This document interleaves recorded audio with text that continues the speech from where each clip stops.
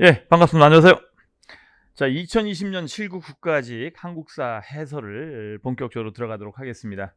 먼저 간단하게 총평을 하면 올해가 7급 시험에서 이제 한국사가 마지막이잖아요. 그래서 그런지 몰라도 굉장히 유종의 미를 좀 쉽게 거두려고 했던 것 같다. 이렇게 말씀을 드리겠고요.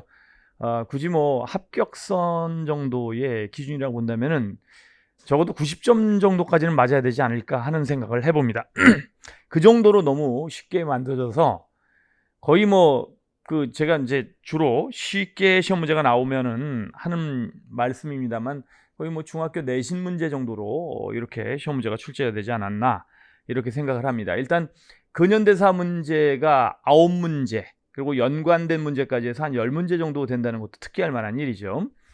자, 그래서 항상 8문제 또는 7문제가 출제된 근현사 파트가 약진하고 있다라고 하는 것도 한번 우리가 주의해서 볼 필요가 있는 그런 부분이 되겠습니다.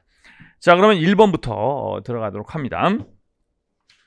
청동기 시대의 사회 모습으로 오르는 것은 이 문제는 난이도 극하 정도가 아니라요. 그냥 난이도를 갖다가 지하로 밀어붙이는 문제가 되겠습니다.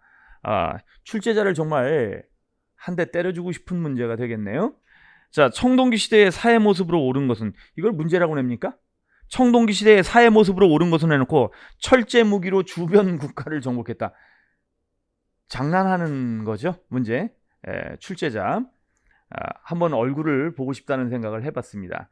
좀 열이 받아요, 이런 문제는요. 1번 계급이 발생하고 부족장이 출현했다. 당연히 답은 1번이겠죠. 2번 빗살무늬 토기를 만들어 쓰기 시작했다는 건 신석기가 되겠습니다. 신석기 후기 정도가 되겠죠. 철제 무기는 당연히 철기 시대가 되겠고요. 그 다음에 주로 동굴에서 사냥과 채집 생활을 영위했다라고 하면 구석기가 되겠죠. 이거는 1번 문제 같은 경우는 초등학교 한 2, 3학년 정도에게 물어봐도 대답을 할 정도의 문제가 되겠습니다. 최소한의 예의는 지켜줘야죠. 이게 이렇게 변별력이 낮으면요, 이게 좋은 게 아니라고요. 왜냐면은 변별력이 너무 높아서 변별력이 없을 정도, 공부를 열심히 한 사람이거나 또는 공부를 덜한 사람이거나 측정할 수 없을 정도로 어려운 문제가 나오는 것도 문제지만 이렇게 1번 문제 같은 문제를 내는 것도 좀 문제가 있죠. 정말 이러시면 안 돼요. 출제 이따위로 하면 안 됩니다. 진짜로요. 자, 2번 갑니다. 밑줄 친 왕대의 사실로 옳지 않은 것은 왕이 노비를 조사해서 그 시비를 가려내게 하자 노비들이 그 주인을 등지는 자가 많아지고 윗사람을 능멸하는 풍조가 성행했다. 사람들이 모두 탄식하고 원망하자 대목 왕후가 간곡히 간했으나 받아들이지 않았다. 자, 이 사료는 노비 안공법과 관련된 사료인데요. 사실 기출문제에서 최근 여러 번 다뤄진 적이 있는 그런 사료가 되겠습니다. 그러면 이제 이 왕대라고 한다면 광종을 얘기하는 것이죠. 1번 제의보를 설치했다. 귀법사를 설립하고 거기다가 제의보를 설치했다는 게 광종 맞죠? 2번 귀법사를 창건했다. 1, 2번이 모두 다 연결되어 있는 거네요. 3번 광덕 준풍이라는 연호를 썼으니까 이것도 맞는 얘기입니다. 4번 12목의 지방관을 파견했다. 이것도 난이도 극하가 되겠습니다. 이것도 이제 고려 성종이죠. 자, 이것도 2번까지는 일단 봤을 때는 기본적으로는 그냥 초등학생들한테 묻는 문제 정도 수준, 7급 난이도라고는 볼 수가 없죠. 3번 갑니다. 우리나라 토지제도에 대한 설명으로 옳지 않은 것은 태조 왕건은 역분전을 지급했다. 936년 후삼국을 통일한 다음에 940년에 역분전을 지급하게 되는 것이죠. 공훈과 인품을 기준으로. 2번 신문왕은 관료전을 지급하고 노급을 폐지했다. 관료전을 지급한 게 신문왕 7년 5월, 그 다음에 노급을 폐지한 게 신문왕 9년 1월 이렇게 가죠. 세조는 현직 관리에게만 과전을 지급하는 직전법, 직전제를 시행했다. 맞습니다. 목종은 인품과 공폭을 기준으로 토지를 지급하는 시정전시과를 시행했다. 목종 때는 개정전시과죠. 관품만으로 18과를 지급한 거고 목종이 아니라 5대 경종 때입니다. 그래서 정답은 4번입니다. 자, 이것도 역시 난이도가 하가 아니라 극하입니다. 그러면 1, 2, 3번은 변별력이 전혀 없는 것이죠. 실수로 틀리기를 기원하지 않는 한은 이걸 틀려서는 안 되는 문제가 되겠습니다. 4번 가자고요.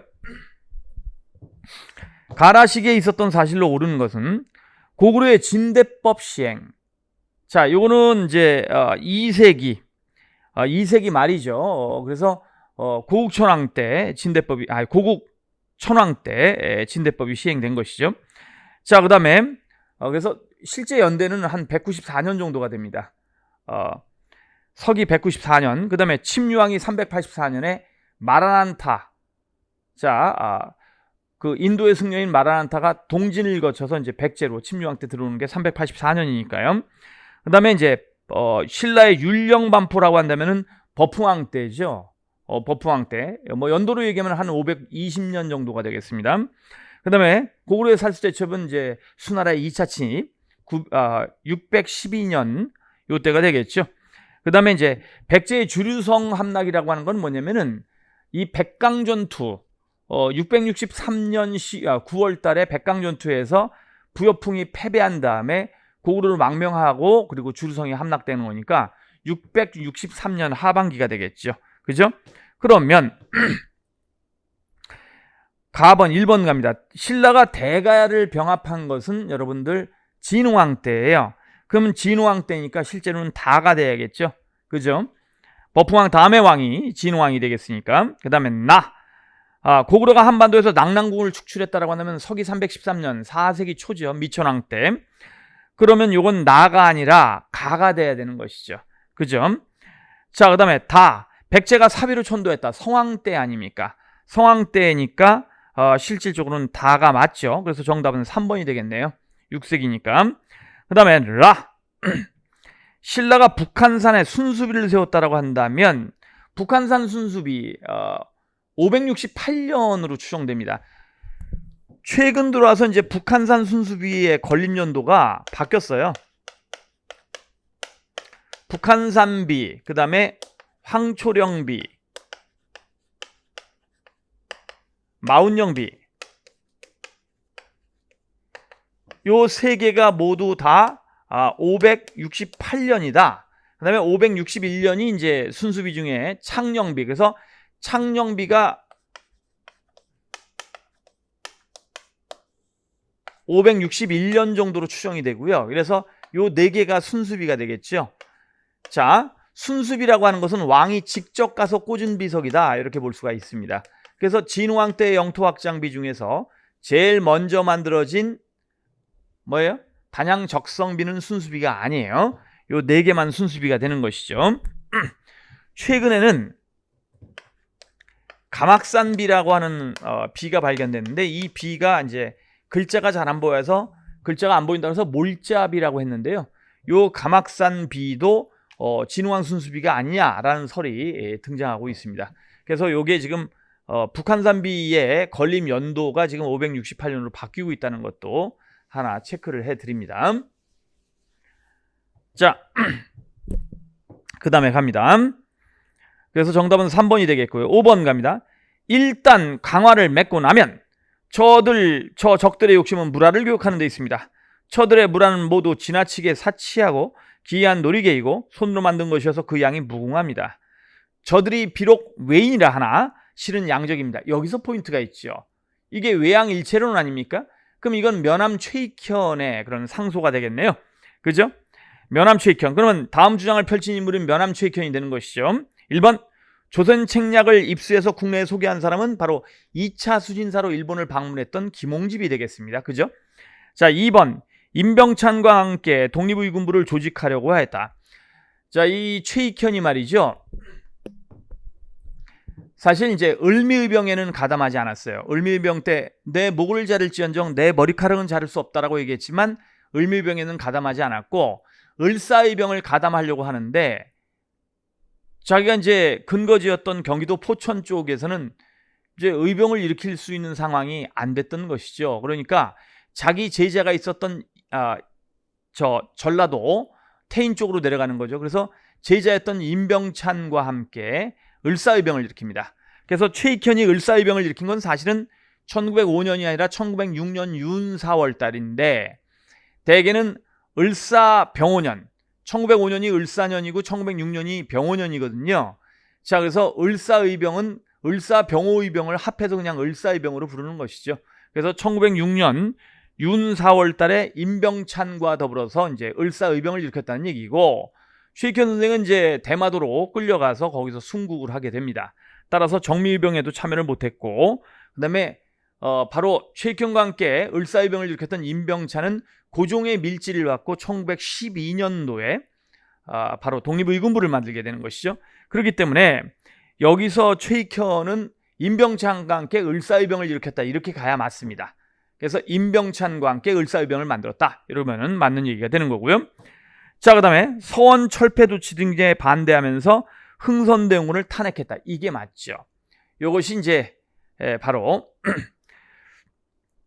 최익현의 입장이 되겠습니다. 그죠?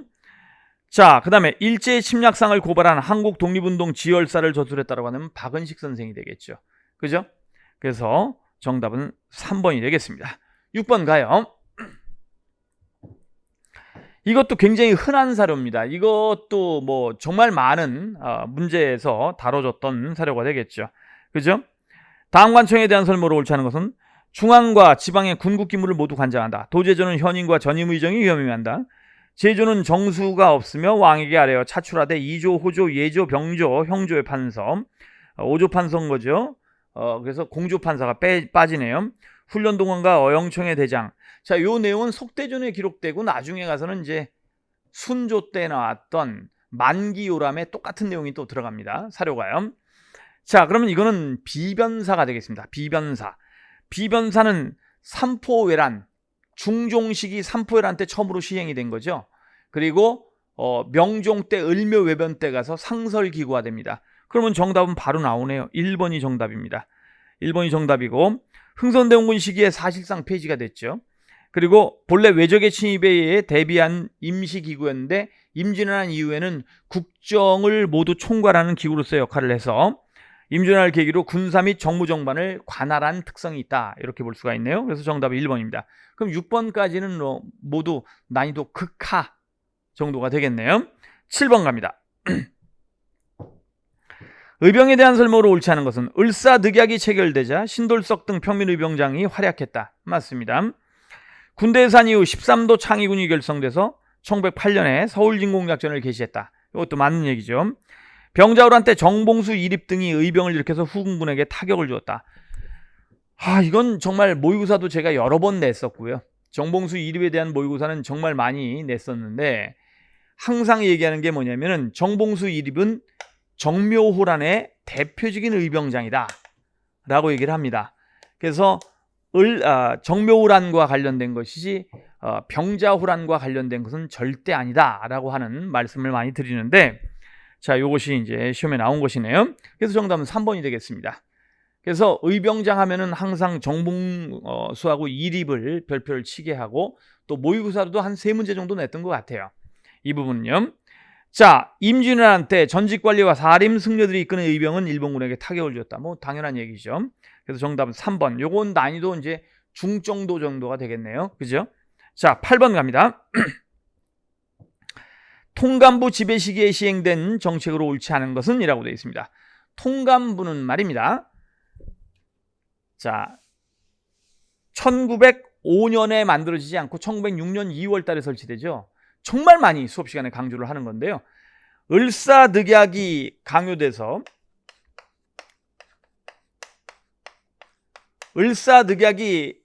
강요된 시점이 1905년 11월 17일이에요.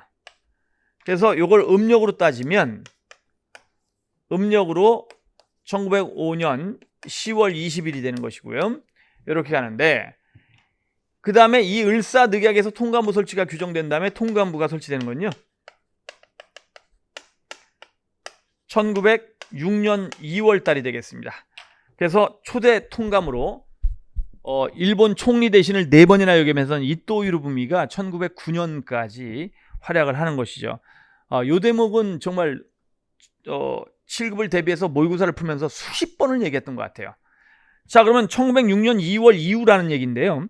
백동화 및 엽전을 신화폐로 교환하는 화폐정리 사업을 개시했다. 자, 화폐정리 사업이 완료되는 시점까지를 따지면 그러니까 1904년 전환국 폐지를 바탕으로 해서 화폐정리 사업의 출발 기점을 따지면 1904년으로도 볼 수 있는데, 대개 일반적으로는 1905년을 기점으로 해서 화폐정리 사업이 추진됐다고 보죠. 1904년 8월 달에 재정고문으로 위촉됐던 메가타가 화폐정리 사업을 이끌었는데 1905년서부터 1909년에 완료가 됩니다. 이 화폐정리 사업이 최종적으로 이제 완료된 시점은 1909년을 보는 시각이 일반적인데요. 5년서부터 9년인데 그걸 기간을 물어본 게 아니라 지금 개시했다라고 얘기를 하고 있어요. 그죠? 그러면 백동화 및 엽전을 신화폐로 교환하는 화폐정리 사업을 개시했다. 개시했다니까 1905년이 되는 것이죠. 그 기간을 물어보는 게 아니니까. 이 문제가 좀 그나마 난이도가 있는 문제가 되겠습니다. 이번 시험에서요. 자, 내장원이 가졌던 홍삼 전매와 역둔토 수입을 국고로 귀속시켰다. 자, 요즘에 굉장히 많이 언급되고 있는 부분이에요. 그러니까 통관부가 설치되고 있어서 규정이 되는 거. 그래서 이거 역시 역시 굉장히 많은 모의고사에서 똑같은 지문으로 다뤘던 겁니다. 일단 통관부가 설치된 다음에 전국에 재무서와 재무감독국을 설치하고 재정을 장악하고, 그 다음에 전국의 역둔토와 홍삼 전매권, 황실의 홍삼 전매권을 장악해서 통감부의 재정으로 삼았고, 그리고 이사청, 전국의 대도시, 특히 개항장 중심의 10개 도시에 이제 이사청을 설치해가지고 지방의 행정을 장악했다, 이렇게 볼 수 있는 것이죠. 그래서 이것이 이제 최근 통감부의 활동으로 언급되는 것 중에서 가장 일반적인 거예요. 몇 년 동안. 그래서 사실은 몇 년간 이제 이게 언급이 됐는데, 전국에 재무서와 재무감독국을 설치해서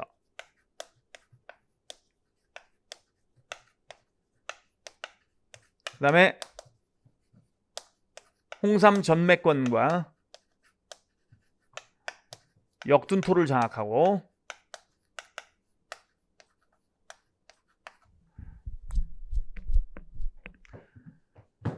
자, 그 다음에 전국 중요한 개항장에 이사청을 설치해서 행정을 장악했다는 얘기죠.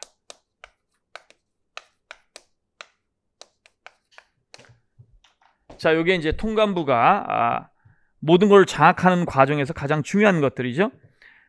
자, 그 다음에 그러면 2번은 통감부 지배 시기가 맞는 거예요. 통감부가 만들어진 다음에 하니까.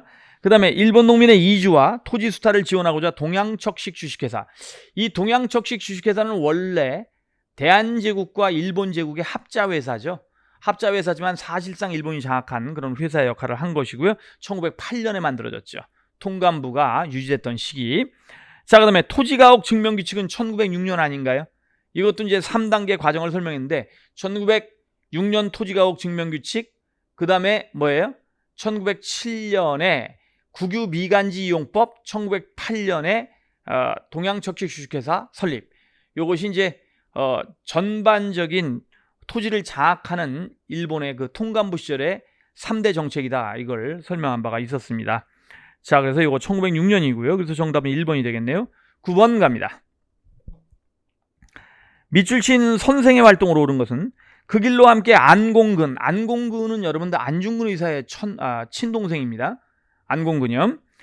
안공근의 집에 가서 선서식을 하고 폭탄 2개와 300원을 주면서 선생은 마지막 가시는 길이니 이 돈을 아끼지 말고 동경 가시기까지 다 쓰시오. 동경에 도착해서 전보를 치면 다시 돈을 보내드리라고 말했다. 동경은 도쿄를 얘기하는 거 아닙니까? 그러면은 이분은 지금 도쿄에서 거사를 치르는 분이네요. 그죠? 자, 그리고 기념사진을 찍기 위해 사진관으로 갔는데 사진을 찍을 때 내 얼굴에 자연 슬픈 기색이 있었던지 그가 나를 위로하면서 저는 영원히 쾌락을 누리고자 이 길을 떠나는 것이니 서로 기쁜 얼굴로 사진을 찍읍시다 라고 하였다. 나 역시 미소를 띠고 사진을 찍었다 라고 되어 있습니다. 자, 그러면 이건 누굴까요? 김구 선생과 이제 이봉창을 얘기하는 것이죠. 바로 1932년 1월 달에 일왕에게 폭탄을 던졌던 바로 이봉창에 대한 기록이 되겠습니다. 동경이라고 하는 게 가장 중요한 포인트죠. 홍커공원에서 폭탄을 던진 사람은 1932년 4월 달에 윤몽길 의사가 되겠죠. 그죠? 그 다음에 만주에서 의열단을 결성했다라고 한다면 1919년 11월 김원봉이 되겠고요. 하얼빈에서 이토 히로부미를 사살한 거는 1909년에 안중근 의사가 되겠죠. 안공근의 형이니까. 자, 보시면 말이죠. 동경가시기까지라고 하는 대목이 가장 중요한 거죠. 사료를 제대로 분석하면. 상하이에서 한인애국단에 참가했다. 이게 맞죠. 한인애국단의 의거가 1932년 1월 달에 이봉창과 그 다음에 1932년 4월 달에 바로 윤봉길 의거가 되는 거 아니겠습니까? 그래서 정답은 4번. 이것도 난이도 한 중 정도가 됩니다. 그러나 이제 동경이라든가 이런 부분이 들어있기 때문에 그렇게 어렵다고 보기는 좀 어렵죠. 10번 갑니다. 자료에 나타난 정부의 정책에 대한 설명으로 옳지 않은 것은 종래의 양전처럼 농지의 비척이나 가옥의 규모를 조사하는 것만 그치지 않고 전국 토지 일체에 대한 조사를 목표로 지질, 산림, 천택, 수풀과 해변, 도로 이르기까지 광범위하게 조사했다. 자, 산림과 천택이라고 했는데요. 산림 같은 거는 빠져 있죠. 일제 토지조사 사업에서는요. 자, 이건 대한제국 때의 토지조사 사업이 되겠는데요. 1단계는 양지하문에 의해서 주도되고 2단계는 지계하문에 의해서 주도되는, 그러다가 이제 러일 전쟁을 기점으로 일본의 방해로 실패하게 되는 그 토지조사 사업, 대한제국 때를 얘기하는 거 아닙니까? 자, 나아가 전국 토지의 정확한 규모와 소재를 파악하는 한편 소유권을 확인해주기 위해 지계, 포인트는 지계죠. 지계를 발급했다라고 하는 것은 대한제국 때의 토지조사 사업밖에 없거든요. 자, 1번 양지하문에서 양전 사업을 착수했다. 3번 지계하문에서 지계 발급 사무를 맡았다. 4번 러일 전쟁 발발 직후 일본의 간섭으로 중단됐다. 이게 맞죠. 조사한 토지의 지적도와 토지대장을 작성했다. 일단 요 토지의 지적도와 토지대장을 작성한 거는 딱 하나밖에 없어요. 일제강점기의 토지조사 사업이죠. 그래서 일제강점기의 토지조사 사업에서 지적도를 바탕으로 해서 이제 국유지를 철저하게 총독부가 장악하는 과정으로 가고요. 그 다음에 민간이 점유하고 있던 국유지 또는 사유지도 이제 장악하게 되고, 그거 여기에다 토지대장을 작성해갖고 총독부의 재정이 토지조사 사업이 완료됐을 때 2배 증가한다는 거예요. 대한제국 때는 지적도와 토지대장을 작성하지는 않았어요. 그리고 일제강점기의 토지조사 사업이 대한제국 때의 토지조사 사업을 계승하지도 않았고요. 별도로 그렇게 보네요. 자, 그래서 정답은 2번이 되겠습니다. 이것이 이제 가장 난이도가 높은 부분입니다. 이게 이제 난이도 한 상 정도가 되는데요. 그렇게 높은 난이도는 아니고, 왜냐면은 지계 발급에 대한 부분에서 1, 3, 4번이 이미 대한제국 때의 농지개혁이라는 게, 토지개혁이라는 게 밝혀지고 있기 때문에 일단은 2번을 답으로 정하는 데는 그렇게 어렵지는 않았으리라 봅니다. 그래도 이제 명확하게 인지하고 알아서 풀어야 된다는 면에서는 제가 요건 뭐 상 또는 중상 정도의 비중으로 이제 체크를 하고 싶습니다.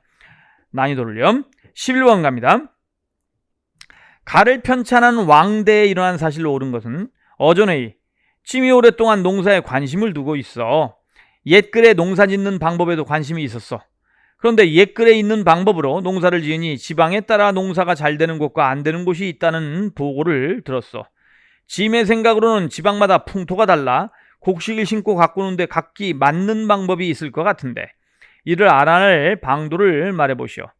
여로도 관찰사, 감사에게 명하여 고을에 나이 많은 농부에게 물어 이미 그 효과가 입증된 것을 아뢰도록 하는 것이 어떨까 합니다. 아주 좋은 생각이요. 그렇게 수집된 것 중 중요한 것을 추려서 편찬하고 책의 제목을 뭐라 하는 것이 어떻겠어? 어명을 받들어 책을 편찬하도록 하겠습니다. 편찬된 책은 각도의 감사, 관찰사와 2품 이상에 나눠줘 백성들에게 도움이 되게 하라. 이건 당연히 세종 때에 지금 농사직설이 되는 것이죠. 2번을 신하 1을 보면은 어때요? 고을에 나이 많은 농부에게 물어 그 효과가 입증된 것을 아뢰도록 하는 것이 이 농사직설의 가장 핵심 아닙니까? 그러면 여기에 가를 편찬한 왕은 세종이 되겠네요. 그죠? 자, 갑니다. 대보단을 설치했다. 창덕궁 후원에 명나라 황제를 제사 모시는 제단이 설치된 게 대보단이죠. 요건 숙종입니다. 숙종 때 이제 대보단이 설치가 되는데, 요 대보단은 임진왜란 때 우리나라를 도왔던 명신종 만력제와 명나라 마지막 황제로서 자살했던 명의종 숭정제, 요 2명의 황제를 모시는 제단이었던 것이죠.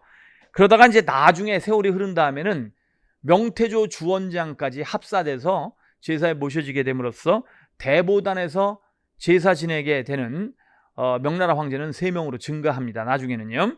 자, 2번. 구리로 만든 개미자를 주조했다.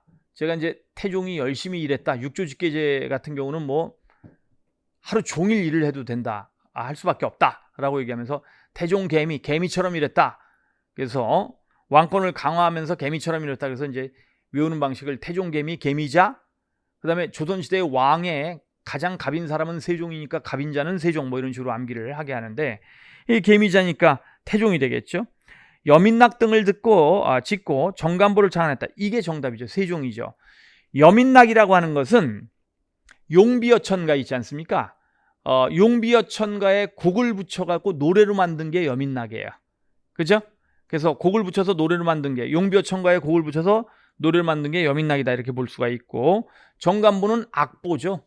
우물정자식으로 해가지고 음의 높고 낮음, 그 다음에 길고 짧음, 그래서 고저장단을 모두 표현할 수 있는 악보라고 하는데 세종대왕이 창안했다라고 알려져 있죠. 정간보가요.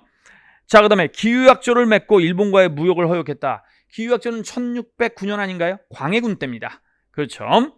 자, 12번 갑니다. 다음 정책을 시행한 시대순으로 바르게 나아간 것은, 자, 경기도에 처음으로 대동법을 시행한 건 광해군 즉위년이죠. 1608년입니다. 그 다음에 종래 상민에게만 거두던 군포를 양반에게도 징수했다? 호포제잖아요. 근데 호포제는 실제로 시행한 건 대원군 집권기, 고종 때가 되겠죠. 정확한 연도는 1871년입니다만 일반적으로 그냥 대원군 집권기 고종 때라고 보시면 돼요. 자, 풍년과 흉년에 관계없이 전세를 고정시키는 영원히 정해라 영정법. 자, 요 영정법은 인조 때 나왔습니다. 정확히 연대를 얘기하면은 최초로 이제 이것이 정해진 것은 병자호란 전해예요. 그래서 1635년이 되겠다. 1636년이 병자호란이니까요. 이렇게 보시면 되겠고, 신해 통공으로 유구이전을 제외한 시전의 금난전권을 폐지했다. 정조 때죠. 요거 1791년 신해 통공 아닌가요? 자, 그러면 순서대로 따지면 그 다음에 나가 되겠네요. 그죠? 이렇게 볼 수가 있습니다. 1번입니다. 이것도 뭐 어려운 문제는 전혀 아니죠. 13번 갑니다. 다음 사건에 대한 설명으로 옳은 것은, 진주민 수만 명이 머리에 흰 수건을 두르고 손에는 나무 몽둥이를 들고 무리지어 진주읍내에 모여 서리들의 가옥 수십 호를 불사르고 부수어서 그 움직임이 결코 가볍지 않았다. 우병사가 해산시키려고 장시해 나갔다. 그때 흰 수건을 두른 백성들이 경상 우병사 백낙신의 그런 탐악에 따라서, 그죠? 이게 일어났다는 얘기인데요. 그를 빙 둘러싸고 백성들의 재물을 횡령한 조목, 그리고 아전들이 세금을 포탈하고 강제로 징수한 일들을 여러 번 문책했다. 그 능멸하고 핍박함이 조금도 거리낌이 없었다. 진주밀란을 얘기하는 것이죠. 그리고 진주밀란 때문에 경상도의 안핵사, 이 밀란을 해결하기 위해서 관리로 파견됐던 사람은 바로 박규수가 되겠습니다. 그러면 진주밀란 1862년이죠. 그죠? 철종 말입니다. 신유박해를 시작하게 된 계기가 됐다. 신유박해는 여러분들 정조가 사망한 다음에 1801년에, 그죠? 신서파, 서학을 믿는 남인들을 노론 벽파와 그다음에 이제 남인 중에서도 공서파가 있죠. 공서파는 서학을 공격하는 파벌인데요.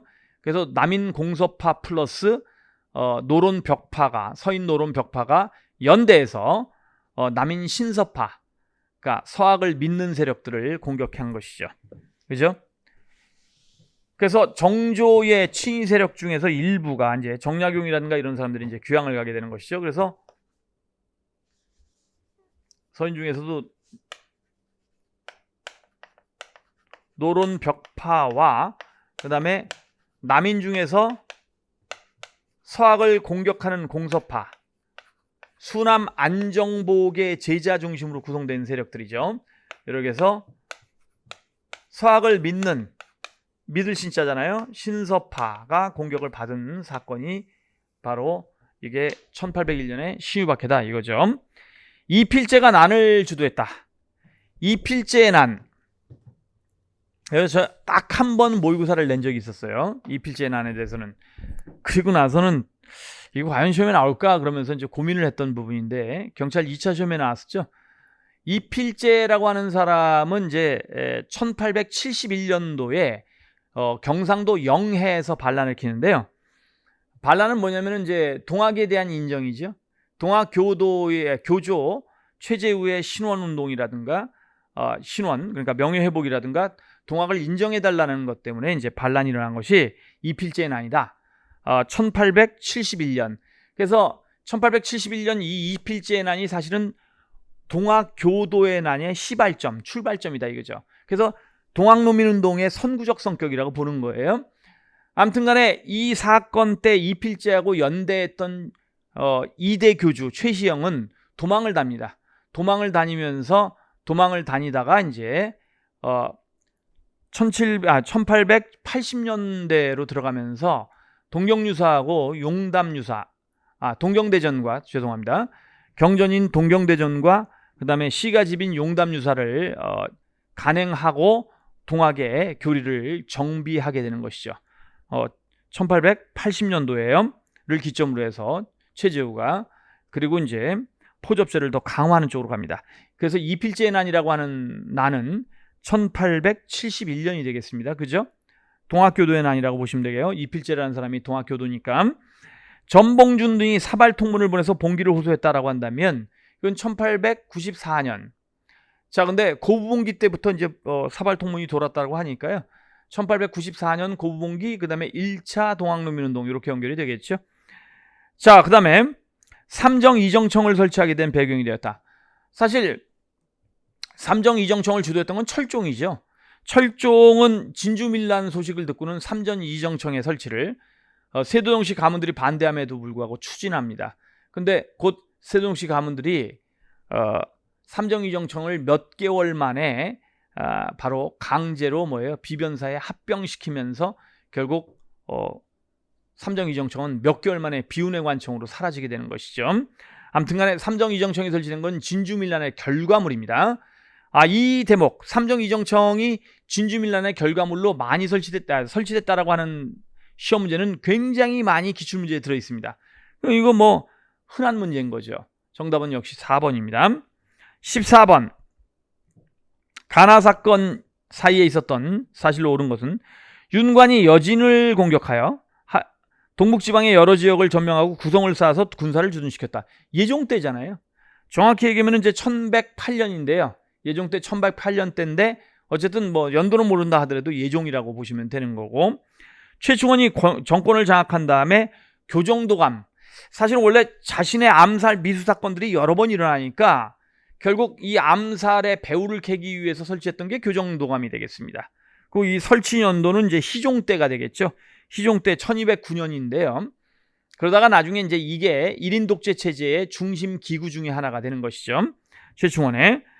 자, 그러면 예종 때부터 희종, 바로 최충원 집권기까지, 무신 집권기까지의 얘기인데, 강화도로 천도한 거는 최충원의 아들인 최우 아니에요? 최우가 이제 고종 때, 그죠?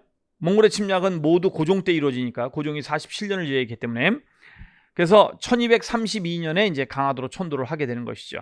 그죠? 그리고 1234년에 상정고급 예물을 금속활자로 다시 자식었다. 이것도 강화도에서 스토리가 나오는 얘기가 되겠습니다. 자, 그래서 기억은 1232년 고종, 그러니까 가나 사이가 아니라 나의 뒤가 되겠죠. 이자겸의 난이 발생한 건 1126년이니까요. 그죠? 인종 때. 그러면 가나 사이가 되겠네요. 예종의 아들이 인종이니까요. 묘청 서경천도농 1135년서부터 36년까지인데 이것도 역시 인종 때가 되는 거 아닙니까? 그러면 니은디귿이 정답이겠네요. 리을! 강감창이 퇴각하는 거란군을 귀주에서 격파했다. 현종 때 아닌가요? 8대 현종 때? 그럼 이건 가 이전이 되겠죠. 그래서 1019년, 그죠? 귀주대첩이 현종 때 거란의 3차 침입을 물리친 대표적인 그런 대첩이 되겠다. 이렇게 말씀을 드릴 수가 있습니다. 그래서 정답은 3번, 15번 갑니다. 똑같은 문제를 여러 번 또 이것도 저도 만들어 본 기억이 납니다. 모의고사로. 가인물에 대한 설명으로 옳지 않은 것은 아침 8시 가는 조선 총독부 엔도 정부총감을 만나 5가지 요구사항을 제시했다. 그 중에 제일 중요한 게 두 번째죠. 3개월간 식량 확보. 이게 무슨 얘기냐면은 공출제로 인해서 정말 많은 사람들이 굶고 실제 굶어 죽은 사람도 있고 그러니까 이걸 확보하기 위해서 이제 엔도와 협상을 한 것이죠. 한반도에 있는 일본인을 무사 송환시켜 주는데 도움을 주겠다. 대신 3개월치 식량 확보. 그다음에 건국준비위원회를 만드는 데 있어서 일본이 방해하지 말 것. 뭐 이런 개념들이 있는 거죠. 그래서 이건 여운형 선생이네요. 그죠? 여운형이 엔도와 합의를 한 거니까. 건국동맹을 결성해서 일제 패망과 강복에 대비했다. 조선 건국동맹은 1944년에 비밀결사로 만들어진 거죠. 그리고 이것이 해방 직후에는 이제 건국준비위원회로 다시 탈바꿈이 되는 겁니다. 김규식과 함께, 그래서 1번은 1944년이 되는 것이고요. 김규식과 함께 좌우합작위원회를 조직해서 활동했던 것은 1946년 7월 달. 그죠? 7월 달에 이제 좌우합작위원회가 만들어지게 되는 것이죠. 미군정의 지원으로 만들어지게 됩니다. 민족 역량의 총기 직결을 강령으로 하는 조선인민당을 결성했다. 요거는 해방 직후야. 조선인민당은 1945년 11월 달경 정도에 창건이 됩니다. 여운형 선생이 주도를 하고 있었죠. 평양에서 개최된 전조선 재정당 사회단체 연석회의. 이거는 남북협상이잖아요. 1948년 4월.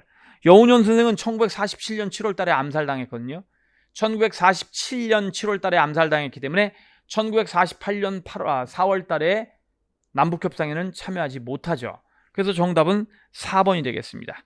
이게 이제 난이도가 좀 있는 부분인데 이거 역시도 난이도가 아주 크게 높다고 볼 수는 없어요. 왜냐면 기출문제라든가 수많은 예상문제에서 이미 다루고 있는 부분이니까요. 뭐 저도 출제를 했습니다만 저만 출제했겠냐고요. 다른 선생님들도 굉장히 많은 모의고사에서 제가 본 모의고사 문제집에도 다른 분들이 출제한 문제를 본 적이 있습니다. 자, 유사한 것을. 그래서 이 부분도 가만히 생각해보면 그렇게 어려운 문제는 아니다라고 볼 수가 있네요. 그러니까 이제 90점 정도는 맞아야 좀 안심을 할 수 있는 점수가 되지 않냐 이거죠. 85점이면 벌써 문제가 있고요. 자, 16번 갑니다. 밑줄친 철도에 대한 설명으로 옳은 것은 그 종점이 되는 초량이 부산 아니에요? 부산 초량. 예? 초량 등은 혹시 그럴 수도 있으므로 괴이할 것이 없으나 중간장시나 향촌에 참여는 화물이 풍부하지 않고 탑승객이 많지 않은데 어찌 그 부지로 20만 평이나 쓰는가? 이는 일본인의 식민 개량이니 또한 본철도 선로가 완성되면 물산 제조와 정치상의 사업이 진보하여 얼마간 확장되는 면이 있겠으나 일본의 식민 욕심은 이 때문에 더욱 절실해질 것이다. 황성신문 1901년이죠. 자, 항상 얘기를 해봅니다. 부산역 다음 역이 이제 초량역인가 그래요. 근데 그 초량이 바로 옛날에 외관이 있었던 곳이거든요. 그래서 외관이 있었던 곳이고 이 초량에 이제 일본인들이 굉장히 많이 거주를 했기 때문에 사실 지금은 이제 부산역이 초량역 다음 역이지만 그때는 초량서부터 출발하는 게 경부선철도라고요. 자, 그래서 이건 경부선철도를 얘기하고 있는 거거든요. 그러니까 지금 시험 문제가 나왔기 때문에 초량을 얘기하는 게 아니라 여러분 제 수업을 들었다라고 한다면 제가 끊임없이 초량에 대해서 얘기를 하고 있는 거를 수업 시간에 들을 수 있을 겁니다. 그래서 초량. 그래서 일본의 전관지가 이제 개항 이후에 세워지는 것도 이제 초량이고 초량이 외관이 있었던 곳이다 어쩌고 얘기를 했으니까 초량이 부산이라는 것만 알아도 이게 경부선철도라는 걸 알 수가 있죠. 그리고 연도 1901년. 경부선철도 부설권은 1898년 일본이 대한제국정부로부터 따냅니다. 1898년 대한제국정부로부터 일본이 경부선철도 부설권을 1898년에 따낸 다음에 1901년부터 이제 일본에서 만든 회사인 경부철도 주식회사를 중심으로 해서 철도가 놓여져서 1905년 1월 달에 이제 최종적으로 통행을 시도하는 것이죠. 그래서 1904년 말에 완성됐고 1905년 1월 1일인가가 아마 개통일이 될 겁니다. 자, 그래서 군용철도 명목으로 개통되었다. 사실은 경부선철도하고 경의선철도가 러일전쟁의 연결고리가 되는 거 아닙니까? 군대를 만주 쪽, 러일전쟁의 주된 전쟁터가 물론 대한협에서 싸웠지만 대한해협보다는 주로 맨 처음에는 이제 만주 쪽에서 싸우니까 경부선 철도에서 경의선 철도로 연결해가지고 군수물자서부터 군대를 많이 이동시켰던 것이죠. 수업 시간에 굉장히 많은 얘기를 했었는데요. 경의선 철도가 1906년에 완성됐어요. 그 다음에 러일전쟁은 1905년 9월 달에 끝났고요. 그러면 선생님, 1906년에 완성되는 철도를 어떻게 1905년 9월 달에 끝난 전쟁에 활용할 수 있습니까? 이렇게 얘기할지 모르겠는데, 사실은 구간별로 중요한 구간들은 철도가 완성돼 있었고 난공사 구간만이 공사 중이었단 말이죠. 그러니까 완성돼 있는 철도 구간으로 일본인들을 이동시켰다가 미완성 구간만 다른 교통수단으로 이동시키고 또 이렇게 이동시키고 해서 최종적으로는 1906년에 완성됐다고 합니다만 경의선 철도도 역시 경부선과 마찬가지로 러일전쟁에 활용되었다 이렇게 보시면 되겠죠. 2번, 부서를 위해 한성전기회사가 설립되다. 한성전기회사라고 한다면 여러분들 이건 뭐하고 관련된 거예요? 전차하고 관련된 거 아닌가요? 전차? 예? 그래서 전차 전기로 이제 가는, 요즘으로 하면 도시철도가 되겠죠. 전차, 그 다음에 가로등, 종로에 가로등을 놨다며요. 그래서 요건 한성전기회사는 철도와 관련된 것은 아닙니다. 전차와 관련된 것이죠. 그래서 여러분들 청량리에서 서대문 구간에 1호선에 해당하는 전차가 놓여지고 그러잖아요. 부설 과정에서 한국인의 토지와 가옥이 강압적으로 수용됐다. 뭐 당연한 얘기고요. 철도 비용상으로도 그렇죠. 전 세계 철도를 놓는 총 비용이 17 정도의 지수를 갖는다면 우리나라에서 일제가 철도를 놓은 총 비용은 10 정도의 지수를 갖는다고 합니다. 자, 우리는 산악지대가 많아서 터널을 뚫어야 되는데 여기는 평지거든요. 유럽 같은데. 그런데도 불구하고 이게 이제 총 비용에 대한 지수고요. 그 다음에 노동력에 투입된 비용의 지수는 5대1 정도의 교환비를 갖는다라고 합니다. 자, 이것은 노동력 수탈이 이루어졌기 때문에 이런 현상이 나타나는 것이고, 그 다음에 총 비용에서도 다운되는 것은 뭐냐면은 철도가 지나가는 지역들의 땅들을 반강제적으로 빼앗았다라고 하는 그런 측면이 있는 것이죠. 그죠? 자, 그래서 맞는 얘기고요.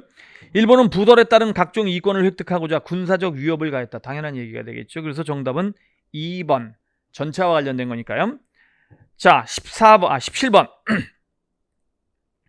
다음에 가상의 기사에서 가해에 해당하는 관등은 공공시군에서는 백제문화 재현 행사를 준비 중이다.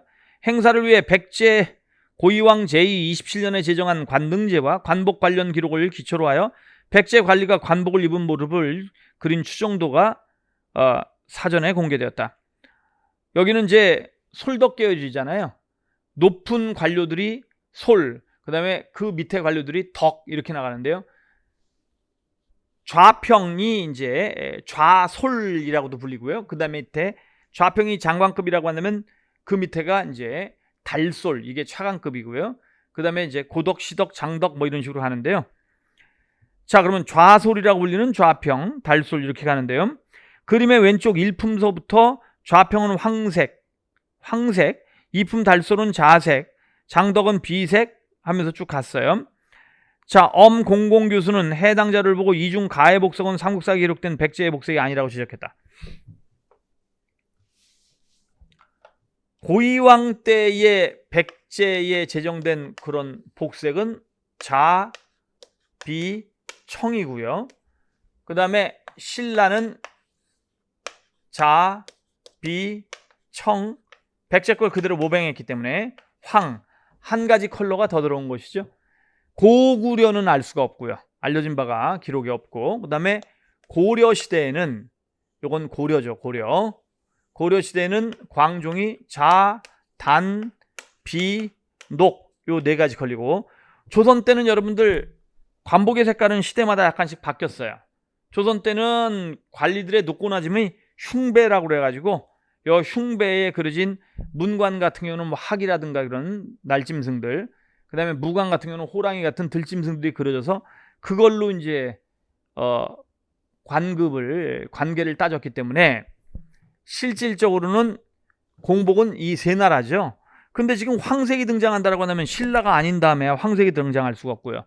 그것도 역시 신라의 황색은 가장 말단 관리를 지칭하는 그런 표현이 되기 때문에 백제는 이렇게 세 가지 컬러로만 규정이 돼야 되기 때문에 틀린 거죠. 그러면 황색이 틀린 거 아닙니까? 그러면 지금 좌평은 황색이라고 하니까 좌평이 정답이 되겠죠. 그죠? 자비청이니까요. 뭐 그냥 한국사 인증 난이도 중급 정도의 그런 문제라고 볼 수가 있네요. 18번 갑니다. 가왕대에 볼 수 없었던 조형물은 대리석으로 만든 10층 석탑으로 원래 경천사에 세워졌다. 경천사지 10층 석탑이네요. 이후 원위치에서 1909년에 불법 반출됐었죠. 이게 반출돼서 일본으로 건너갔다가 반환되는 우여곡절을 겪기도 했다. 그래서 이제 경복궁에다가 분해해가지고 쌓아놨다가 나중에 경복궁에 조립돼갖고 서 있다가 다시 분해해가지고 현재는 국립중앙박물관 1층 로비에 있죠. 경천사지 10층 석탑입니다. 대리석으로 만든.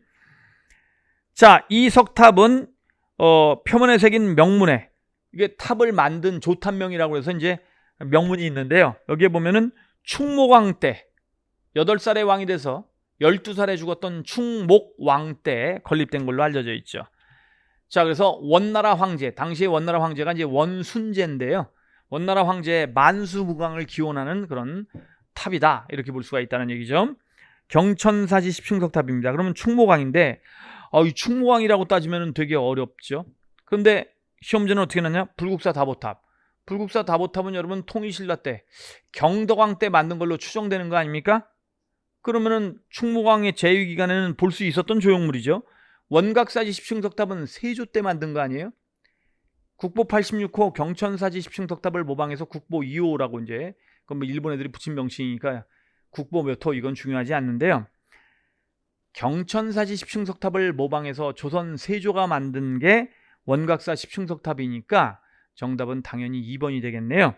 법천사 지광수사 현묘탑 이 뭐 고려 때 건데 요것도 그대로 남아 있고 관쪽사 석쪽 미륵보살 입상도 여러분 광종이 만들었다는 얘기도 있잖아요. 고려 초에.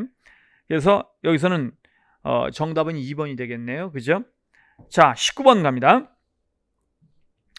밑줄 친 그해에 발생한 사건으로 옳은 것은 그해는 이미 나의 앞에는 한 발자국 내어 디딜 땅조차 없었다.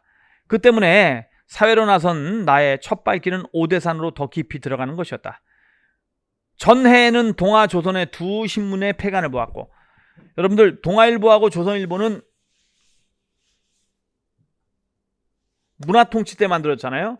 동아하고 조선일보가 만들어진 것은 1920년이죠. 그리고 폐간된 게 1940년입니다.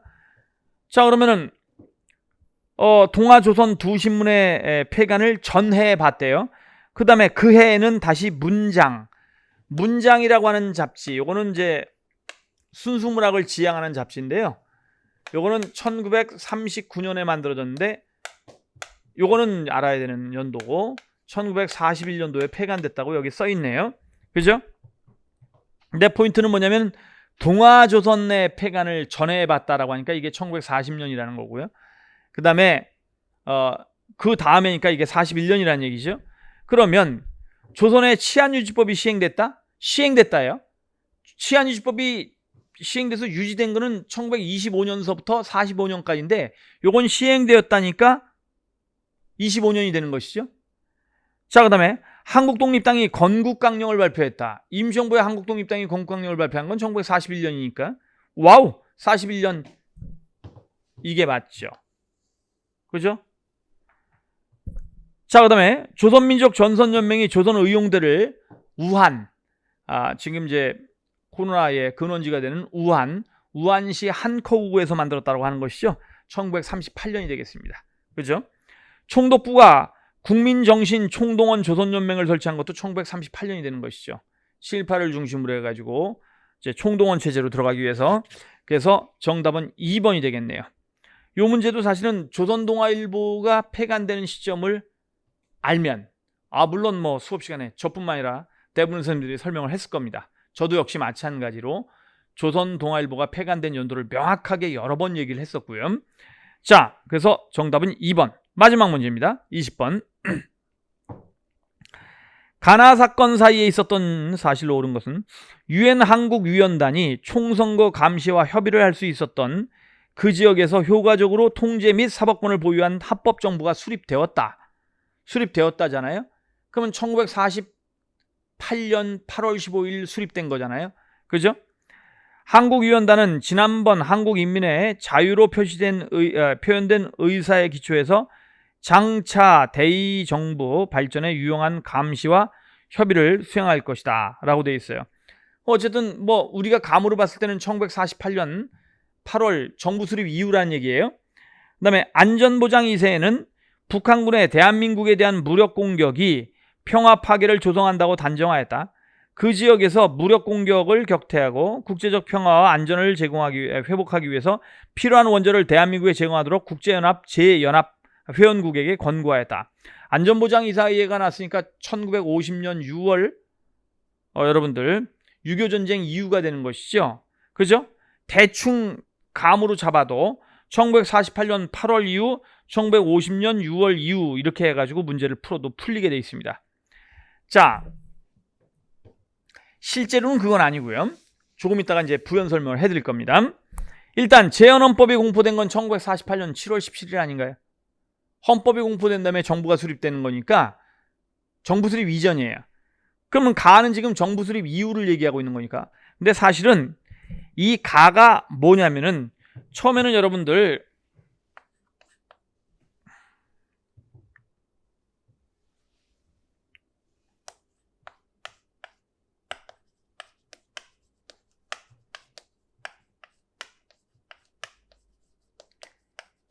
이게 만들어졌어요. 이 한국임시위원단이라는 게 뭐냐면은 뭐를 하려고 만들어졌냐면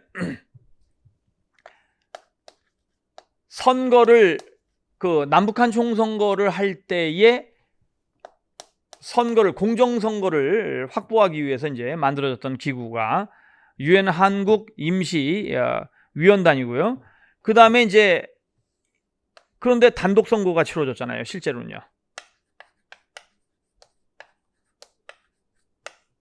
1948년 5월 10일 날 단독 선거가 치러지고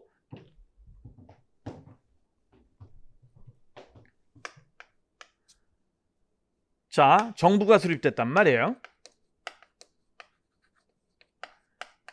1948년 8월 15일 날 정부가 수립된 것이죠. 그죠? 자, 이렇게 갔는데 그 다음에 유엔 한국위원단이 만들어집니다. 요 유엔 한국위원단이 만들어지는 거는 뭐냐면은 요거는 1948년 12월인데요. 이게 만약에 문제가 어렵게 나온다라고 한다면은 정말 어렵게 나오는데 지금 보시면은 유엔 한국위원단이 총선거 감시와 협의를 할 수 있었던 그 지역에서 효과적으로 통제 및 사법권을 보유한 합법정부가 수립되었으며 한국위원단은 지난번 한국인민의 자유로 표현된 의사에 기초해서 장차 대의정부 발전에 유용한 감시와 협의를 수행할 것이다.